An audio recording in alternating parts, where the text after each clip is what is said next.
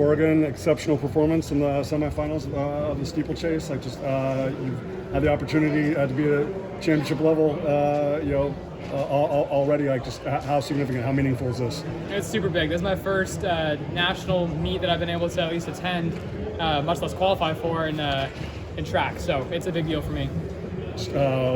Obviously, it really starts to kind of unfold, and kind of everybody breaks out in those last couple laps. Was it good to just kind of have people to the left and to the right, like when you were going over barriers and water jumps, because that's going to be the case in the finals? Yeah, totally. It was nice to have some mixing around. Regionals felt pretty stagnant, and so it was nice to be able to just get the experience ready for finals. I will say, hoping my competitors aren't listening, but it feels nice to be on the outside, just to see a clear shot of all the barriers. And there were a couple times where it was blocked, and I feel like I handled it fine, so ready to rock and roll pretty much.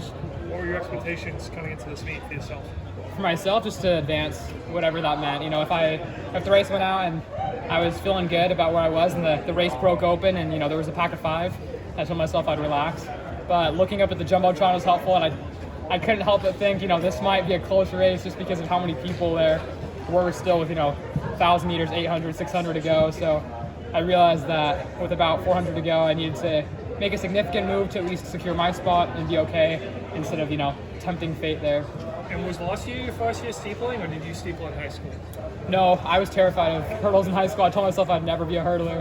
It was more of a joke because I didn't, that didn't make sense to hurdle in college, but I didn't know about the steeplechase. So last year was my first opportunity, and it was rough, but I've been able to see a marked improvement this year for sure. So how'd you get into the event? Why'd you take it up? My coaches definitely encouraged me to do it. They said I had potential in it, even though I'd never run it, and I myself was terrified of it, but they pushed me to try it, and I tried it a couple times, and I think the big push for me to try it again this year was just the unknown factor. I told myself that if I was just going to end up doing, 2 steeple races every year, I was like, that seems like a waste. I may as well just do it completely and then see if I like it or not. So what was the potential they saw in you when they thought you'd be a good steepler? Man, I don't know, but hopefully it's paying off right now, and they think it's happening. Kenny said, I need an heir apparent. James Corrigan's the guy, right? Yeah, no, I definitely drew a lot of inspiration from Kenny, too. I think that was a big factor that I saw him do so well, and he left, and so we don't have anybody in the NCAA to rep BYU at that level. So me and Wyatt Houghton are definitely doing our best to take up the mantle.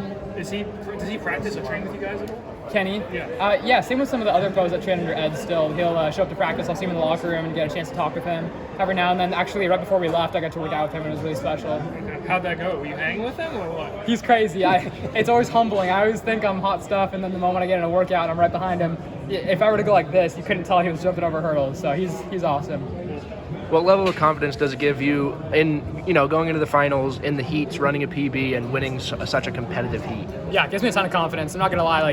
It's a hard mindset in the prelims because you both want to be relaxed, but at the same time, this could be your last race. And so, in the middle of it, I definitely was fighting those two sides where I was like, okay, chill, and I was like, wait, there's 10 guys right behind me. I was like, I gotta go. And so I think it gave me a lot of confidence. As you get closer to the last laps, you don't think it's going to break open, and then all of a sudden it does. And then I found myself at the front, and I was like, oh, okay. It always ends up well. I got to keep remembering that. So